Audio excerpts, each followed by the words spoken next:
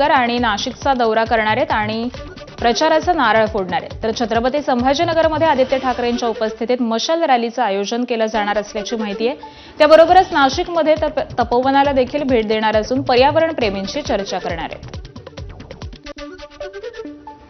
मुंबईसाठी दोन्ही ठाकरे बंधूंची युती झाल्यानंतर आता दोन्ही राष्ट्रवादी मुंबईसाठी एकत्र येणार असल्याची चर्चा रंगली आहे। मुंबईत काय करायचं यासाठी अजित पवार पक्षामध्ये चर्चा सुरू असल्याची माहिती मिळते आहे। तर सुनील तटकरे यांनी ही माहिती दिलेली आहे। पुणे पिंपरीप्रमाणेच ठाण्यात देखील दोन्ही राष्ट्रवादींची युती होण्याची शक्यता आहे। 30 तारखेपर्यंत प्रस्ताव आल्यास पक्ष श्रेष्ठींकडे पाठवणार असल्याचं ठाण्याचे राष्ट्रवादीचे जिल्हाध्यक्ष नजीम मुल्ला यांनी सांगितले। त्यावरती शरद पवारांच्या राष्ट्रवादीने देखील आता सकारात्मक उत्तर दिले। प्रस्ताव कोण देणार यापेक्षा भावना महत्त्वाची असल्याचं सांगत शरद पवारांच्या राष्ट्रवादीचे जिल्हाध्यक्ष मनोज प्रधान यांनी असं स्पष्ट केलंय। त्यामुळे दोन्ही राष्ट्रवादीच्या पदाधिकाऱ्यांनी होकार दिलाय। आता अधिकृत घोषणा कधी होणार याकडे लक्ष असेल।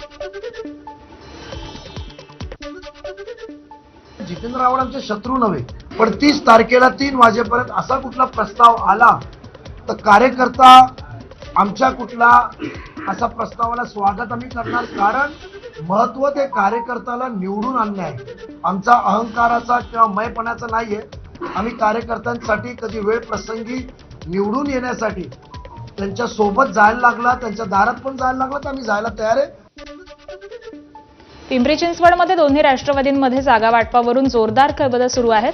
शरद पवारांच्या राष्ट्रवादीचे खासदार अमोल कोल्हे, आमदार रोहित पवार आणि अजित पवारांच्या राष्ट्रवादीचे अजित गव्हाणेंमध्ये गुप्त बैठक झाली। तासभर झालेल्या बैठकीमध्ये जागा वाटपावर बरीच घासाघीस झाली। अजित पवारांच्या इच्छुक उमेदवारांच्या जागी शरद पवारांच्या इच्छुकांनीही दावा केलाय। या ठिकाणी नेमके कोणाचे उमेदवार द्यायचे, त्याबरोबरच महाविकास आघाडीतील घटक पक्षांना सोबत घ्यायचं का, यावरती बरीच खलबत रंगली। या बैठकीनंतर अमोल कोल्हे आणि रोहित पवार यांनी नो कमेंट्स म्हणत थेट पुणे गाठलं। पुण्यामध्ये अजित पवारांसोबत शरद पवारांचे नेते चर्चा करणार असून या बैठकीमध्ये नेमकं काय घडतंय हे पाहणं महत्त्वाचं ठरणार आहे। पहिल्यांदाच ही बैठक झाली, खूप महत्त्वाचं असणार आहे। काय आज नेमकी काय चर्चा झाली, प्राथमिक असेल तरी? Wait and watch.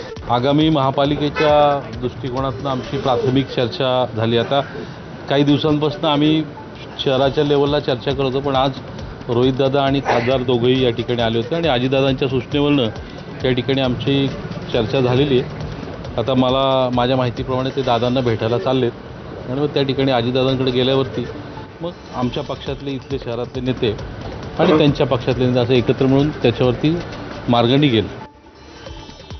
चंद्रपुरात निवडणुकीआधी निर्माण झालेली पक्षांतर्गत नाराजी दूर करण्यासाठी भाजपनं शक्कल लढवल्याचं पाहायला मिळतंय। सुधीर मुनगंटीवार आणि किशोर जोरगेवार या दोन नेत्यांच्या संघर्षाचा फटका ऐन निवडणुकीमध्ये पक्षाला बसू नये यासाठी भाजपनं प्रत्येकाला मानाचं पान देण्याचा प्रयत्न केलाय। मुनगंटीवारांची नाराजी दूर करण्यासाठी हे बदल झाल्याची चर्चा होत असतानाच काल दुपारच्या दरम्यान एक नवं पत्र आलं। त्यानुसार किशोर जोरगेवारांची पुन्हा एकदा चंद्रपूर निवडणूक पक्ष प्रमुखपदी नियुक्ती झाली, तर चैनसुख संचेती निवडणूक निरीक्षक आणि अशोक नेते निवडणूक प्रभारी म्हणून नेमले गेले। तर चंद्रपुरातल्या सर्व निवडणुका सुधीर मुनगंटीवारांच्या मार्गदर्शनामध्ये पार पडणार असल्याचं स्पष्ट केलं गेलंय।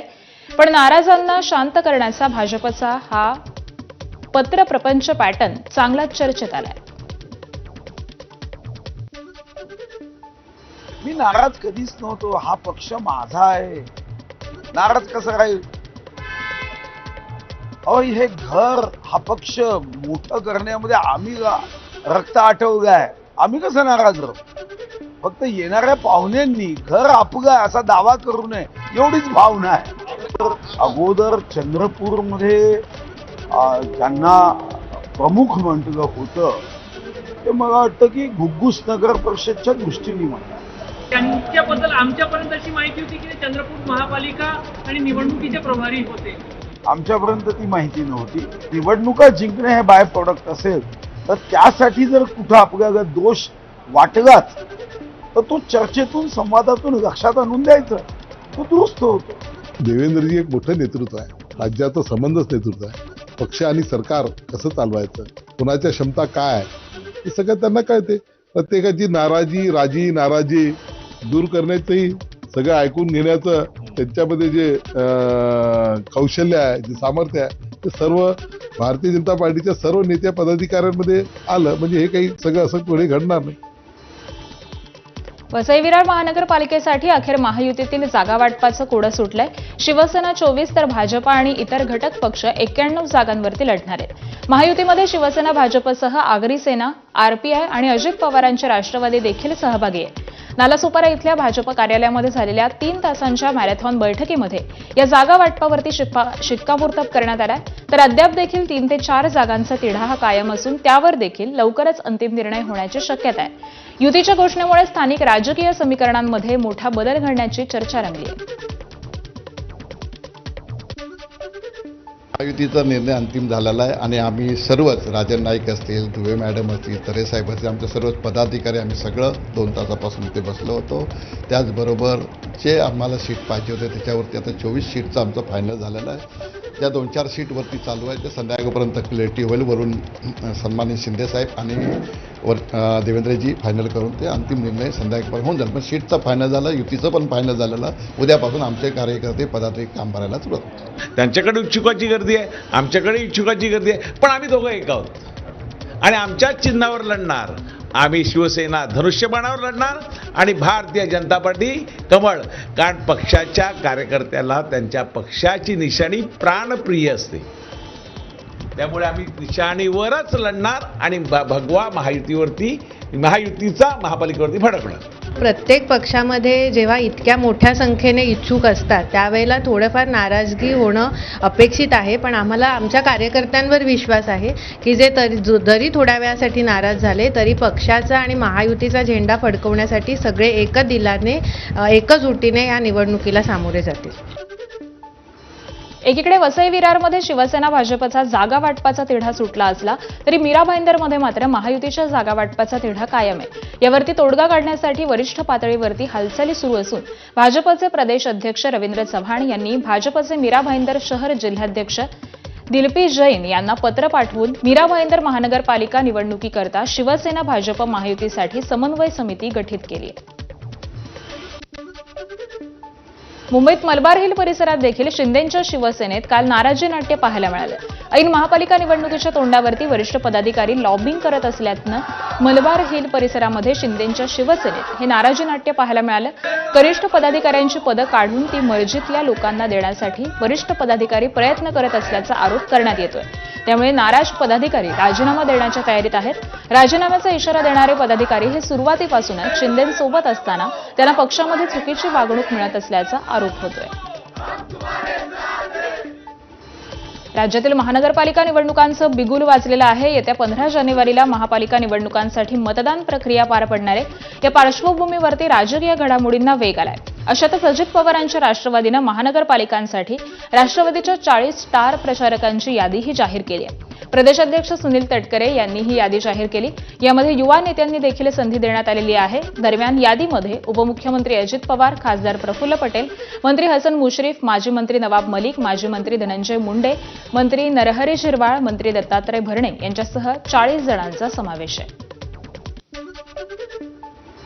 पुण्यात अजित पवारांची राष्ट्रवादी महायुतीत लढणार नाही हे स्पष्ट झालंय.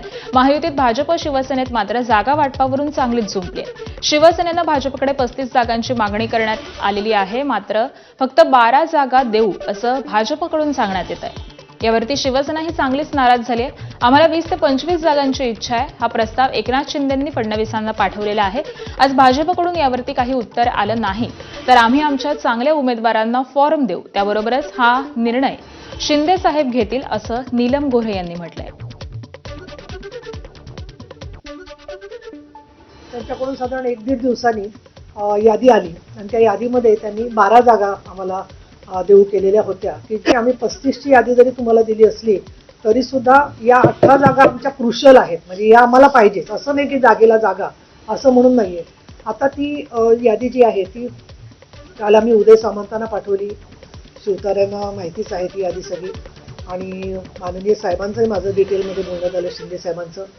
त्याच्यानंतर मग आम्ही ती यादी परत त्यांच्याकडे दिलेली आहे आणि आज सकाळी त्यांनी आम्हाला 15 जागा परत 12च्या 15 करून दिल्या. महापालिकेत एकाती सत्ता कशी मिळेल यासाठी भाजपने चाचपणी सुरू केल्याची चर्चा आहे. पुणे महानगरपालिकेसाठी उमेदवारी कोणाला द्यायची याबाबत निर्णय घेण्यासाठी बुधवारी पक्षाच्या कोअर कमिटीची बैठक एका हॉलमध्ये झाली. केंद्रीय राज्यमंत्री मुरलीधर मोहोळ, मंत्री चंद्रकांत पाटील, पक्षाचे पुणे शहर अध्यक्ष धीरज घाटे, महापालिका निवडणूक प्रमुख गणेश बिडकर, राजेश पांडे, माजी सभागृह नेते श्रीनाथ भिमाले यांच्या उपस्थितीमध्ये ही बैठक झालेली असून भाजपची यादी निश्चित झाल्याचं समजतंय. भाजपकडून 100हून अधिक जुन्याच नगरसेवकांना संधी दिली जात असून ही यादी मुख्यमंत्री देवेंद्र फडणवीसांकडे लवकरच पोहोचवणार आहे. 2017 मधील नगरसेवकांना भाजप पुन्हा संधी देणार आहे आणि त्यानुसार भाजपकडून 100 उमेदवारांची यादी ही निश्चित झालेली असून त्यामध्ये माजी नगरसेवकांची नावं देखील ठरल्याची माहिती मिळते. सोलापुरात महापालिका निवडणुकांच्या पार्श्वभूमीवरती भाजप आणि शिवसेना नेत्यांमध्ये महत्त्वपूर्ण बैठक पार पडली. या बैठकीमध्ये शिवसेनेच्या शिष्टमंडळासोबत पालकमंत्री जयकुमार गोरेंनी बंद दाराआड चर्चा केली. शिंदेच्या शिवसेनेकडून 102 जागांपैकी 50% जागा सोडण्याची मागणी करण्यात आली. यावरती पालकमंत्री जयकुमार गोरे हे सकारात्मक असून जागा वाटपाचा निर्णय 1 ते 2 दिवसांमध्ये होणार असल्याची माहिती शिवसेनेचे संपर्क प्रमुख संजय कदम यांनी दिली. सध्या तरी समसमान जागा मिळायला पाहिजेत या दृष्टीने केल्यात. त्याच्यामध्ये थोडंसं वरखाली होऊन महायुती व्हायला पाहिजे. नेत्यांच्या आदेशानुसार त्या ठिकाणी होईल. पालकमंत्री आणि आमची चर्चा झाली. चर्चेमध्ये युती व्हायला पाहिजे याच्याबाबत सकारात्मक चर्चा झाली.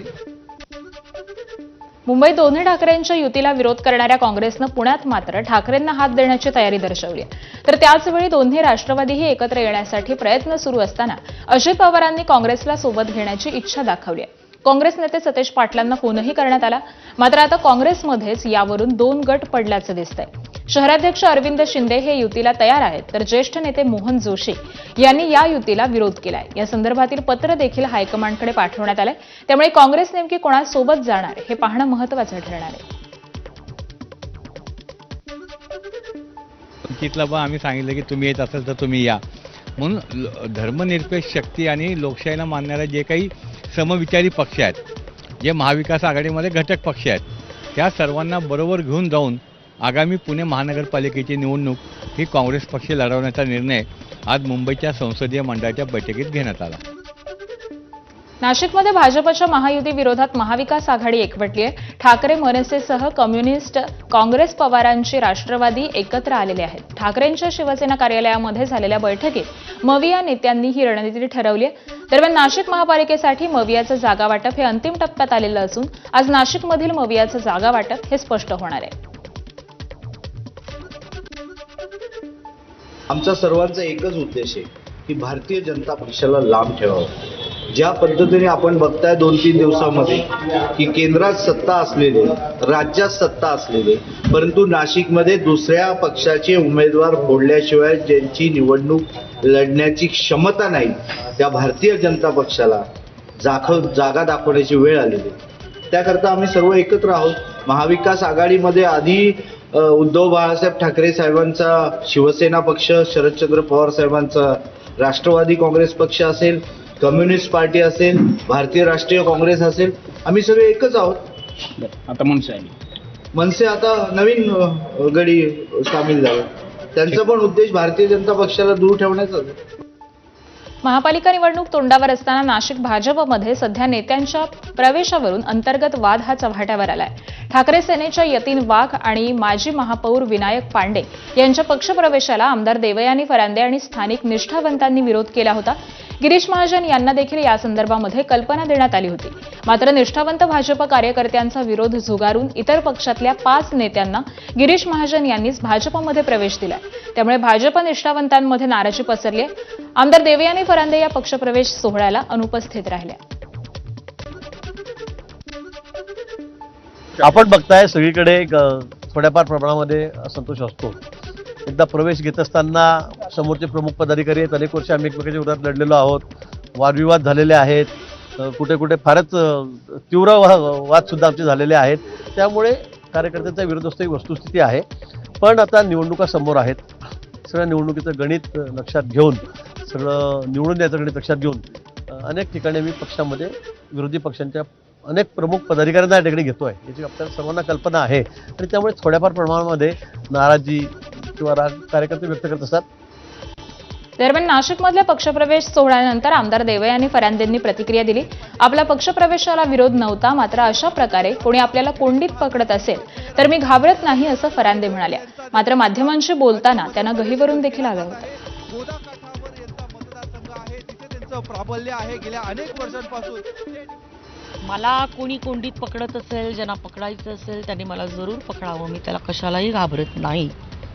परंतु ह्या सगळ्या विषयांच्या माध्यमातून मला असं वाटतंय की माझ्या भूमिकेच्या सोबत आमच्या जुन्या पक्षाच्या नेत्यांनी ह्या विषयामध्ये जर उभे राहिले असते तर पार्टीच्या कार्यकर्त्यांना आज वेगळा संदेश गेला असता. आणि या बातम्यांसह बुलेटिनमध्ये वेळ झाली एका छोट्याशा ब्रेकची. पाहत रहा एबीपी माझा.